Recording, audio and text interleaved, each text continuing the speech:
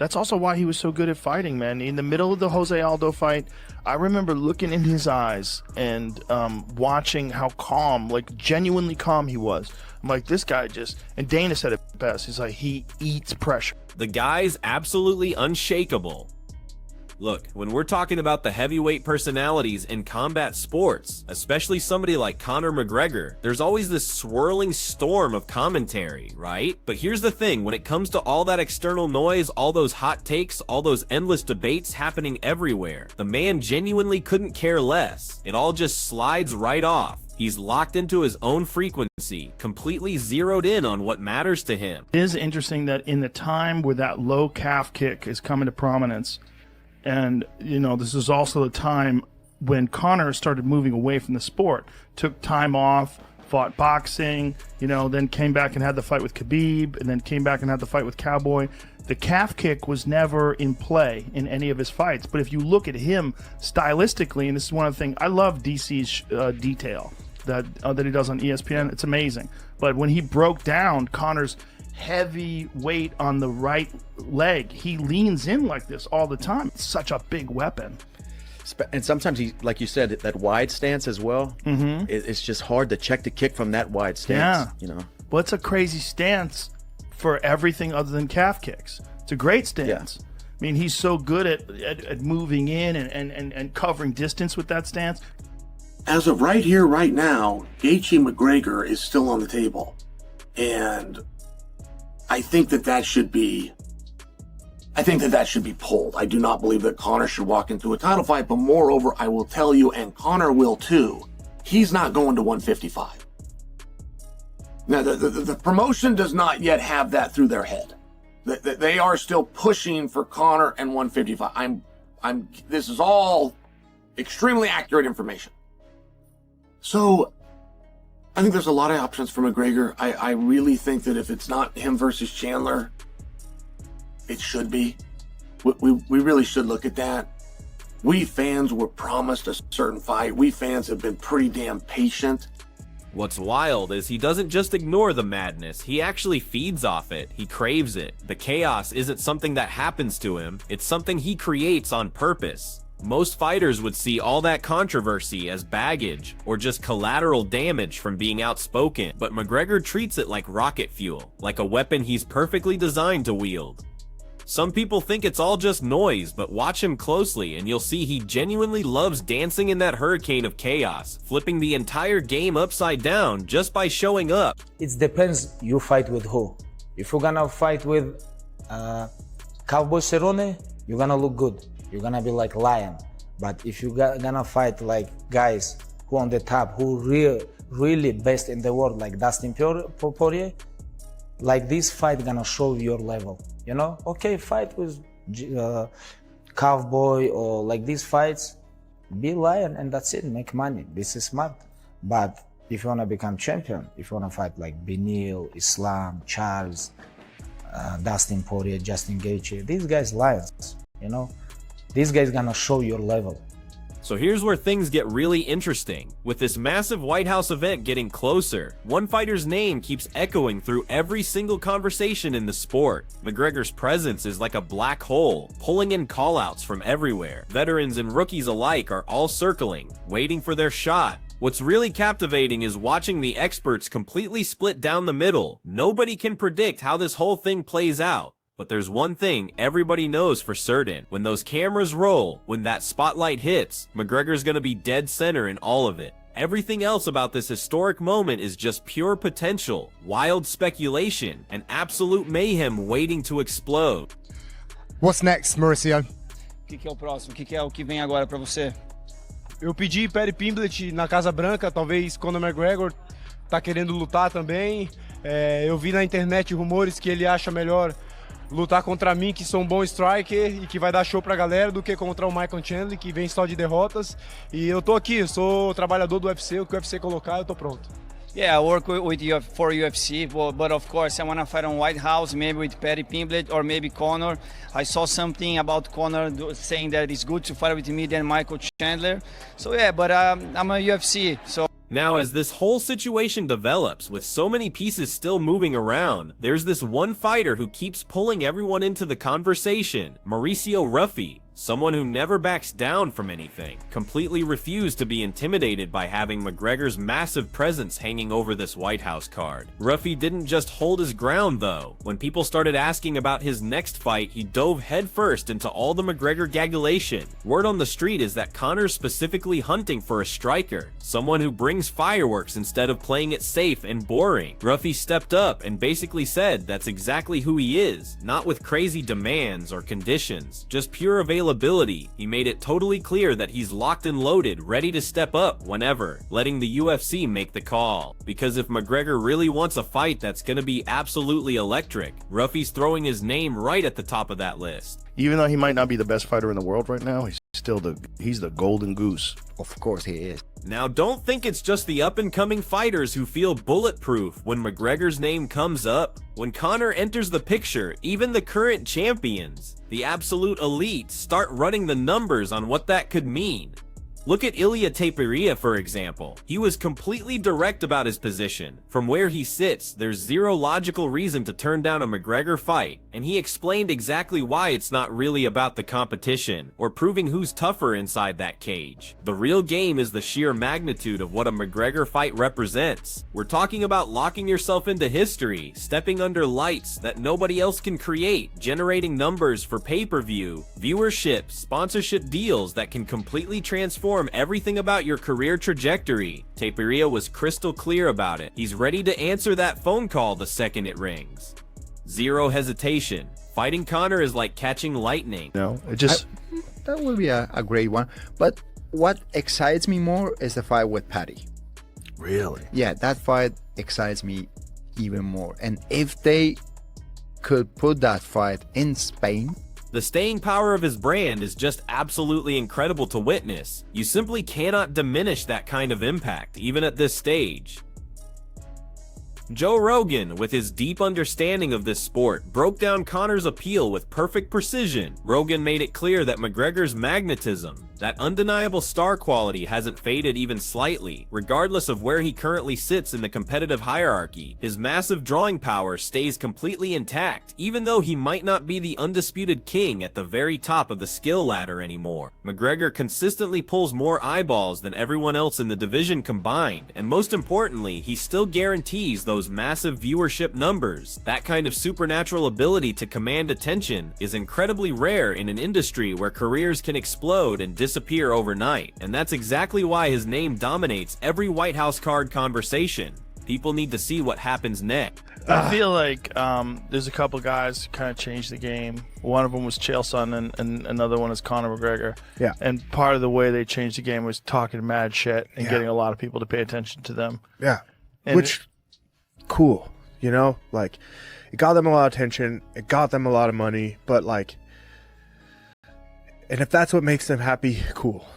Taking that analysis even further, Rogan also nailed exactly why McGregor's impact on the UFC goes way beyond just his fighting record. He's not just an athlete, he's a complete game changer. Working alongside Chael's sound and sharp insights, Rogan positioned Conor as one of maybe 3 or 4 fighters who actually rewrote the entire business model. Really think about that. His formula for success wasn't just about technical fighting skills, though he definitely had those. It was about generating constant, impossible to ignore attention, building this massive, magnetic personality, and fearlessly dropping the most outrageous statements, loud enough that people, whether they loved him or absolutely hated him, simply had to pay attention. All that relentless, captivating buzz he created got systematically converted into serious leverage, and that leverage got directly transformed into mind-blowing amounts of money. Whether you love or completely hate his methods, Rogan's main point hits perfectly. For fighters like McGregor, it's never random trash talk or meaningless chatter. It's actually a precisely engineered high-stakes business plan, and Conor McGregor executed it better than anyone in history. What history show us?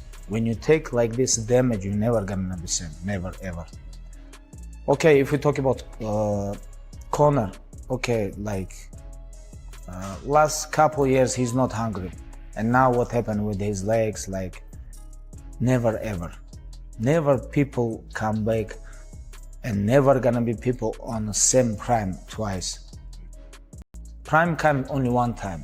You're gonna be on prime. Now, while plenty of people see the McGregor phenomenon as pure business genius, an automatic money-printing machine, it's really important to understand that not everybody is sold on this whole comeback story. When it comes to skeptical voices, Khabib Nurmagomedov absolutely did not sugarcoat his thoughts about Conor McGregor's big return. Khabib, never one to hold back his real opinions, made a strong case that the punishment McGregor has absorbed throughout his career, especially those serious leg injuries, creates permanent limitations that you just can't overcome. It's not a temporary obstacle, it changes you forever. Mix that physical damage with what Khabib sees as years of lost hunger, that killer instinct that used to drive McGregor, and the equation becomes really straightforward for him. He's convinced that a fighter's absolute peak, that perfect storm of skill and drive, only happens once in their career. After that magical window closes, no comeback, regardless of how much hype or planning goes into it, can ever recreate that pure unstoppable prime. Once you hit that ceiling, the fall is just a matter of time. You're gonna go down.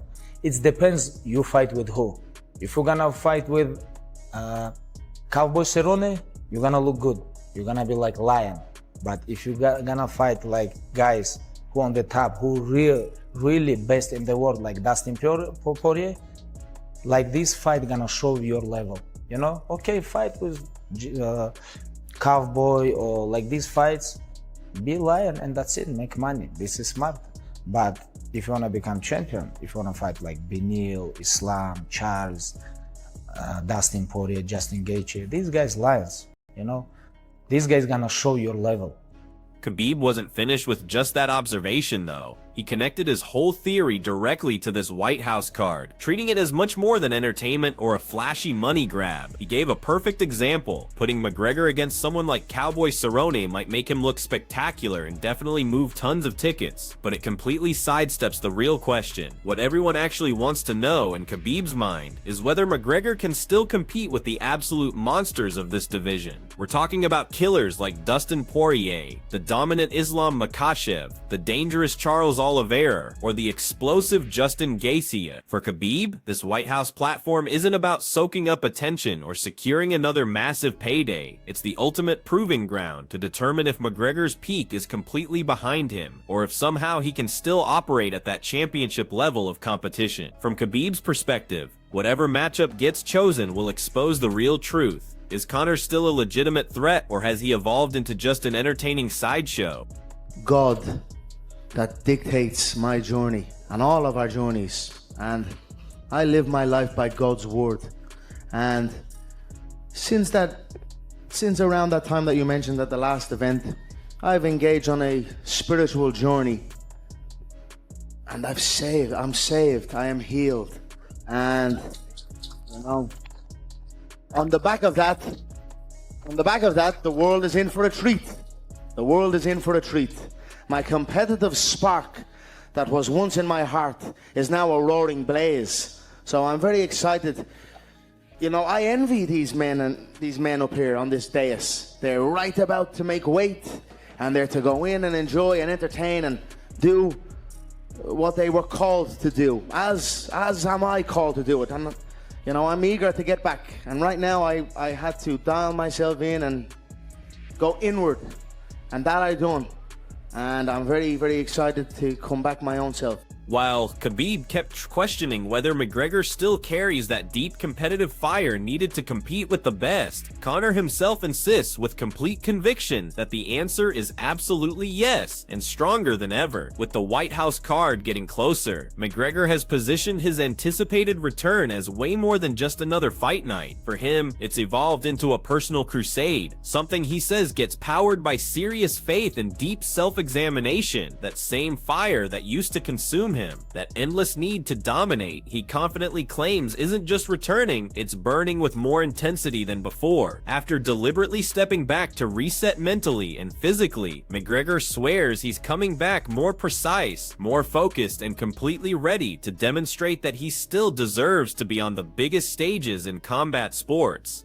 For Conor, this White House card isn't just another event. It represents the perfect battlefield for this supposedly upgraded version of himself, ready to remind everyone what he's capable of achieving. right? Okay, a special treat in the White House and a special treat in Conor McGregor, which is almost a gift, right? Bread Panty Night is real. That's a gift for somebody. We'll gift this to Justin Gaethje on his way out the door, and he won't mind fighting in a different weight class because he's leaving anyway. He's not coming up the ranks. This is all part of the thought process as to why it's going to be Conor versus Justin Gaethje, but that is also believed that Justin Gaethje was going to lose. Now, you can't say that. When you go in and you start talking about these deals, there's never say, hey, you're going to lose to Patty. So when you lose to Patty, we're going to bump you up a weight class that won't matter as you're on your way out anyway. Like, you can't say those things. So when he goes in and gets the win, it's very hard to unwind that and go, okay, it's no longer McGregor and Gaethje. They're both going to go. Why? Right? Imagine McGregor that already said yes to Gaethje. Following up on McGregor's confident promises about returning sharper and more dangerous than before, Chael Sonnen jumped in with some valuable insight about who McGregor might realistically fight at this massive White House event. Sonnen positioned a potential fight with Justin Gaethje as almost perfect, a strategically brilliant match that works on multiple levels, not just for the incredible entertainment it would guarantee, but also for what both fighters need at this point in their careers. It's exactly the kind of fight that screams must-watch television. But Sonnen, always keeping it real, dropped an important warning. Once that octagon door locks, everything becomes unpredictable. He emphasized that even if McGregor officially signs the contract, the actual fight will tell its own story. The genuine challenge, he pointed out, will be proving that this so-called improved version of himself can actually deliver on all the massive expectations surrounding him. Because we've seen on the internet, you versus McGregor.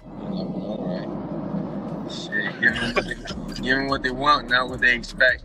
I can say some big news, and I can't deny or confirm what you just said. Even Chael Sonnen was talking about it. And as I said, when you look at Jorge Masvidal and the career that he's had, and then you remember Jorge Masvidal has been a massive supporter of Donald Trump. I think he's spoken publicly at rallies for Donald Trump as well. So he's certainly in the good graces of the Trump family, right? And they're the kind of people that they're going to want at the White House. Conor McGregor versus Jorge Masvidal. That'll be a sensational matchup. Michael Chandler, of course, losing to Paddy Pimblett the way that he did. And then, of course, when you look at the majority of fights that he's lost, okay, it doesn't really put him in too good of a standing, okay? And, of course, he's 155. Yeah, he'd come up to 170 to fight McGregor, but he's not a natural 170. And Jorge Masvidal has fought at 155, but also finished his career at 170. He did fight for the belt. He did have the fastest knockout in history. He absolutely destroyed Nate Diaz when he became the first BMF. I mean, if you go back to 2019, that was the coming out. Sonnen kept analyzing exactly how messy things could get if McGregor gets fast-tracked directly into a title shot. Dropping him into the lightweight division, he explained, immediately creates serious questions about what championship belts actually mean and honestly could turn into a complete controversy nightmare. As a smart alternative, something that creates huge excitement without compromising the credibility of the titles, Sonnen cleverly suggested a possible fight with whoever loses the upcoming Gaethje versus Paddy Pimblett matchup. A fight like that could still generate incredible interest and fan engagement. It would definitely be a massive event with serious drawing power, but Sonnen made it absolutely clear that this White House card can't just be about creating temporary buzz. It needs to be about finding fights that make real sense, both for competition and for the sport's bigger picture. Switching perspectives, Michael Bisping brought his own interesting analysis to these potential White House matchups, really emphasizing the star power and compelling narratives behind them. Bisping strongly highlighted Jorge Masvidal as an absolutely perfect opponent for Conor McGregor, specifically mentioning Masvidal's well-known appearances at Trump rallies and his natural connection to that political spotlight, which creates this extra layer of storyline drama. He directly compared that with Michael Chandler, whose recent losing streak in his natural weight division make him much less exciting for this kind of stage in Bisping's opinion. Meanwhile, Masvidal's incredible accomplishments, from landing the fastest knockout in UFC history to winning the original BMF championship, clearly establish him as someone who brings both legitimate credentials and unmatched spectacle when facing McGregor, especially on a platform as unique and high profile as the White House. Modern young generation of fighters are going to know you for the way you commentate, the way you call plays, the way you are so analytical about fighters. You're amazing at what you do at bringing the whole story to life, and I I think it's like one piece of the puzzle that has to be there. Like, we need John Anik, you know, and we've seen you do some other things with the Canelo fight, which was amazing, by the way, which I want to talk about. How much of this chemistry is built off the camera versus on the camera? I'll start with you. Adding another compelling angle to this whole debate, John Anik, basically the voice of the UFC, offered a noticeably different take on this White House card situation. While he definitely recognized the obvious excitement of watching Conor McGregor back in action, and honestly, who wouldn't be pumped about that, Anik had to question the real value of some of these rumored fights being discussed. He particularly called out a potential Michael Chandler fight as maybe patriotic and definitely attention-getting on paper, but lacking real significance in the stacked lightweight rankings. It might even need to happen at a catchweight, which would make it even less relevant to the division. From Anik's perspective, the actual excitement, the kind that really tests what a fighter has left, would come from potential battles with proven legends like Nate Diaz or the rising Mauricio Ruffy. Those are the matchups, he argued, that would genuinely push McGregor's abilities to their breaking point and create legitimate high-stakes drama inside that octagon, giving fans something with real substance to care about.